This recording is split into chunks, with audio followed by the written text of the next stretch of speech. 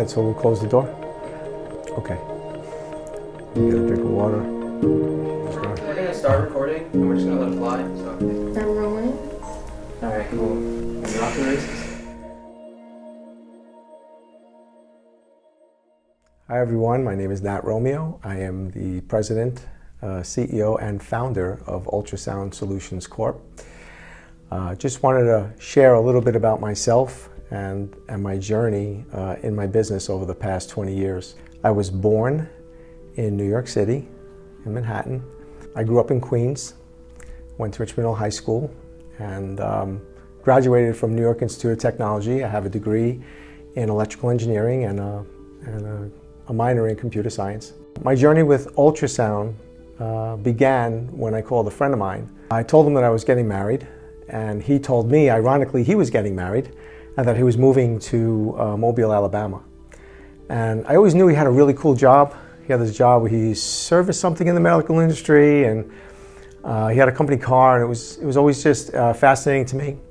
So I asked him what was going to happen with that cool job, and he said for me to give him a resume and that he would try to help me get an interview. I interviewed with Advanced Technology Laboratories, and I got the position as a field service engineer. I worked with them for a little while, and the company was acquired by Philips.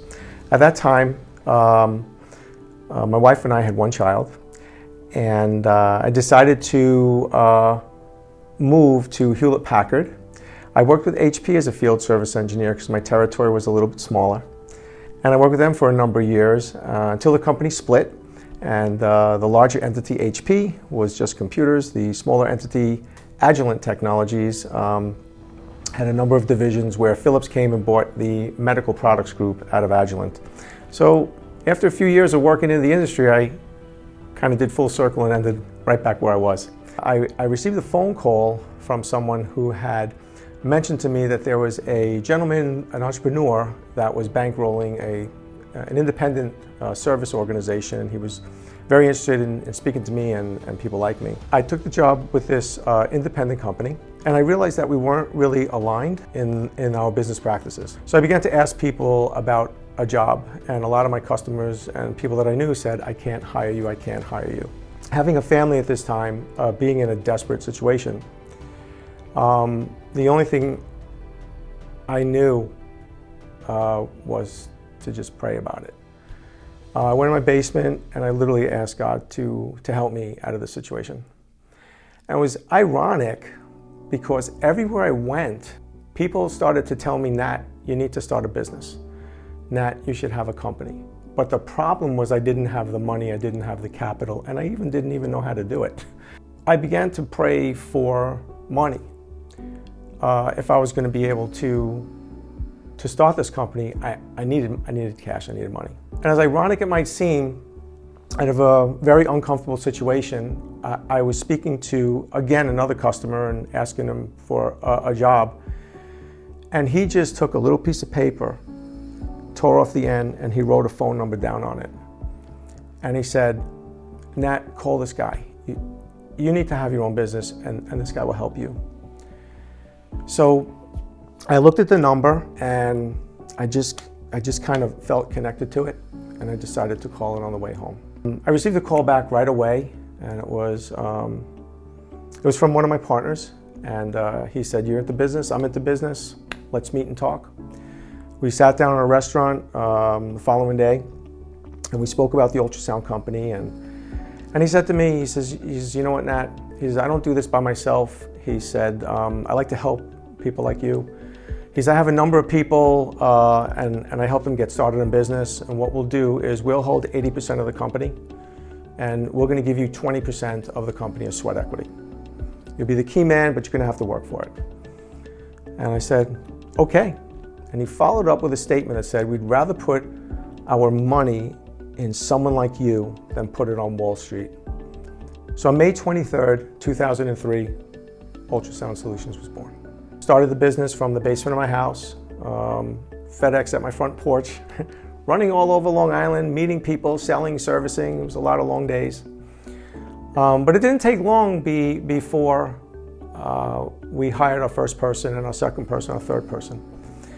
The business grew, and like I said, after after so many years, my partners had wanted to cash out of the business.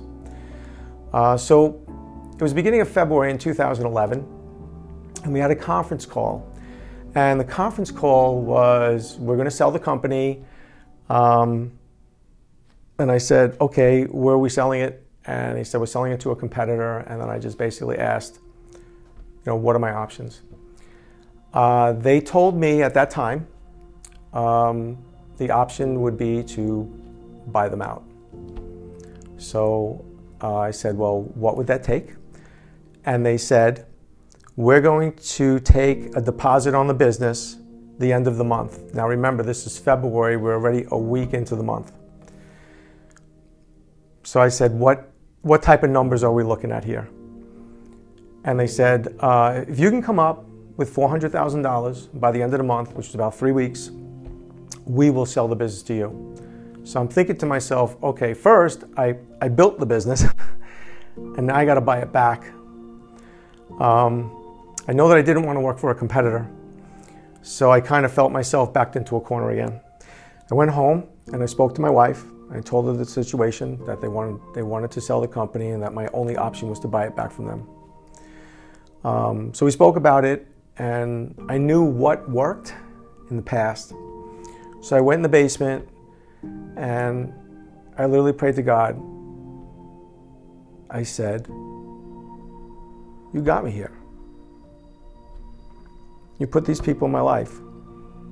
If the season is now that they're going to leave, then that means that there's a way that I'm going to get this money. So somehow, some way, I need 400 grand. I don't want to lose this.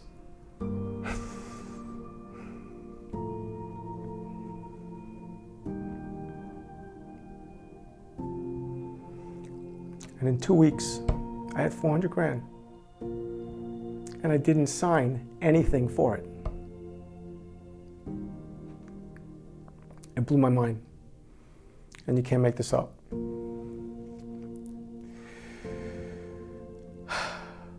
So, in April of 2011, the buyout started. And it took me 4 years to buy them out. During that time, I developed relationships with a number of manufacturers, and I kind of saw myself as a cut above everybody else because I wanted to be that way, and that was my vision. Took me about 4 years to complete the buyout, but the other challenge was that I had accrued a lot of debt. I had many, many bills that weren't paid. I ran the business not on a shoestring, on a thread. Many, many times, I don't even know how we made it, but we did. In 2015, when I was done with the buyout, I was having lunch with a doctor friend of mine, and I told him that the buyout was complete, but I had some remaining debt. I owed money to vendors, and he asked how much money I needed to get liquid and square off my debts, and I told him it was $75,000. The next day he called me and he says, Nat, come to my office. I have a check for you for $75,000. And this is just another testimony of just how things just have worked in my life with this business. I finally, in 2017, in the middle of 2017, I paid the doctor back, and I could literally say that at that point in time, I owned USC 100% and I had no debt. So it took me almost 15 years to go from start to zero, where I really, really considered myself my starting point for my business. So at that time, as I developed relationships with many manufacturers, I was primarily doing service in New York, New Jersey, Connecticut, and the Northeast region. One of the manufacturers that we were working with, Supersonic Imagine, had come to me and said, Nat, you know what, you guys do such a great job with the business here. regionally, we really would like you to take over the service for the entire country. And I sat back and I said, I will definitely present this to my team. I couldn't believe it. And I said, I'll put a plan together and come back to you. Shortly after that, I flew to France and I presented a plan, and they liked it. And in 2018, we became a national company, servicing all the machines for Supersonic Imagine. In addition to that, in 2020, the beginning of the year prior to COVID, I met with the gentleman who helped me with my regulatory requirements in the company. And we spoke a little bit about business development, and we really discussed where do we go from here, how do we grow the company. It was a very interesting conversation. We spoke in detail about how we might be able to grow the business. And we put a plan together and decided to execute the plan. In 2020, we established more relationships with manufacturers. And in 2021, we stepped out of ultrasound and acquired an X-ray company. That X-ray company was High Tech Medical Imaging, based in Olive Branch, Mississippi. And that gave me my second regional office. In 2022, we opened up our third regional office in Las Vegas, Nevada.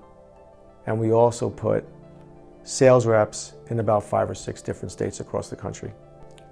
So the past few years have been exponential as opposed to the first 15. And I'm really, really looking forward to all of the new products and services and things that we're going to provide our clients and our customers and our friends in 2023 and many, many years to come. I would like to thank everyone who's been a part of my life, all of my customers, employees, past and present, because you've given me a story to tell. But most of all, I want to thank my wife, Christine, and my daughters, Ashley, Amy, and Stephanie, because you are the reason why I built this company. And especially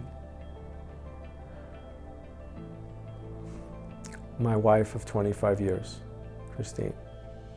So thank you, I love you.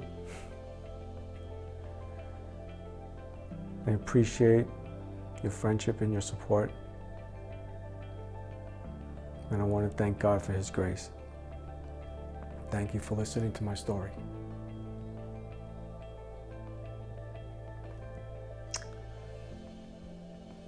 I love you.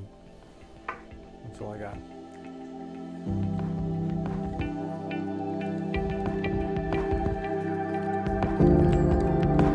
At USC, we like to think of Nat as the Rocky of the industry. And just like the Rocky movie says, it ain't about how hard you hit, it's about how hard you can get hit and keep moving forward. Nat continuously stays in the fight, is hardworking, honest, and demanding the highest standards of service in every task performed at Ultrasound Solutions.